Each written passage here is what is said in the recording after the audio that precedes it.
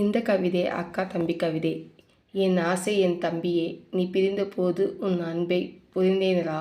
காற்றாய் நீ கரைந்து விட்டாய், என் மனதில் நினைவாய் இருந்து விட்டாய். காலப்போக்கிலே உன் நினைவுகள் அழியுமா? இல்லை, என் மனதில் நினைவாக இருக்குமா? நான் கண்ணீரை சிந்தினால் நீ வந்து கேட்பாயடா. இப்போது தினந்தோறும் கண்ணீரை சிந்துகிறேன், கேட்பதற்கு யாரும் இல்லையடா.